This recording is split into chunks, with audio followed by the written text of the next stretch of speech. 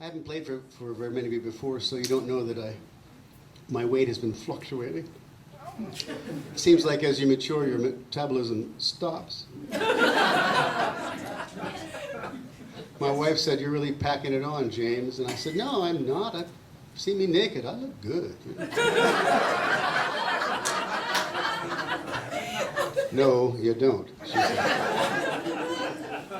Of course, I didn't believe her because, well, that's our dynamic. But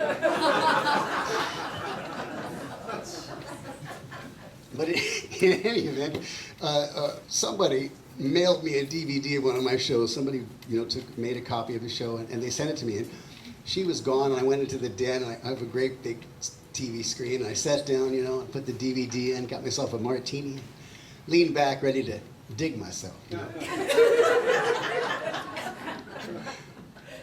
The video comes on, it goes, "And now, ladies and gentlemen, please welcome James Lee Stanley." Out comes Alfred Hitchcock.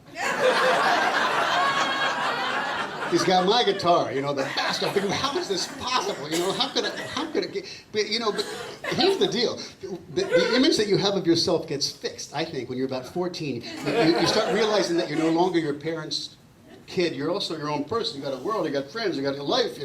And that person is the person that stays fixed in your mind. So I couldn't believe this old round fat bald guy that came out with my shtick. It was just really humbling. Let's face it, folks. It's just really tragic when food replaces sex in your life. You can't even get into your own pants. It just...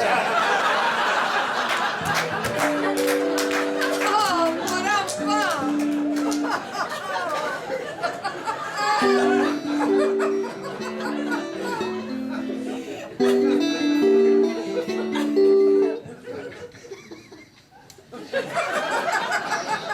Giving away the farm, right? That's the thing. I just can't. I don't have any kind of filters.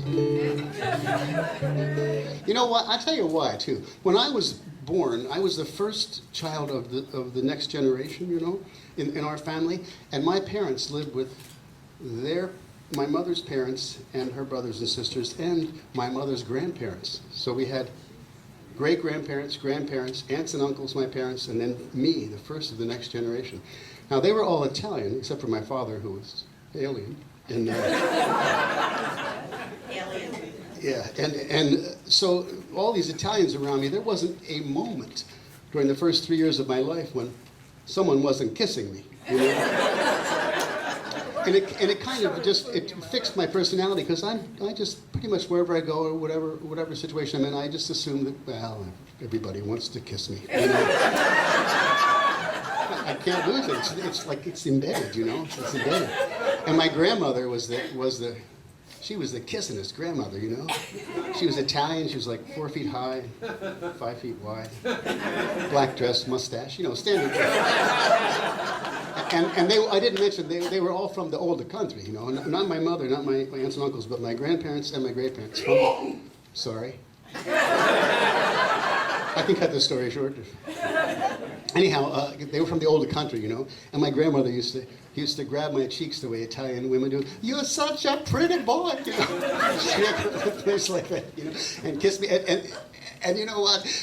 When I in the '60s, when I swear I had hair, and when I had all this hair, and I grew a little ratty beard, and I was trying to be cool and hip, and I went to see my grandmother, and she was just aghast, "Oh, Jim, why you got that hair?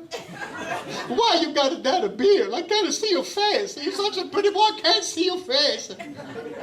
Someday, cut your hair, shave your face, take a peach, sing for me." Well, I never did, and then they called me and they said, "Hey, James, if you want to see your grandmother, you better get out here now." So I was in San Francisco, and I just jumped on a flight to Philadelphia. I went right from the airport to Strawbridge and Clothiers, which is an upscale clothing store in Philadelphia.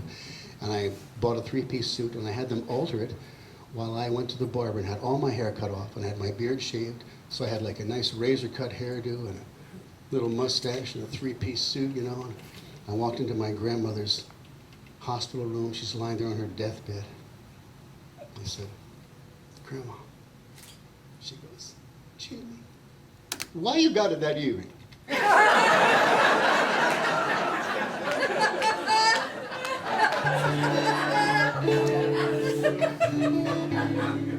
You can't make that stuff up, you know?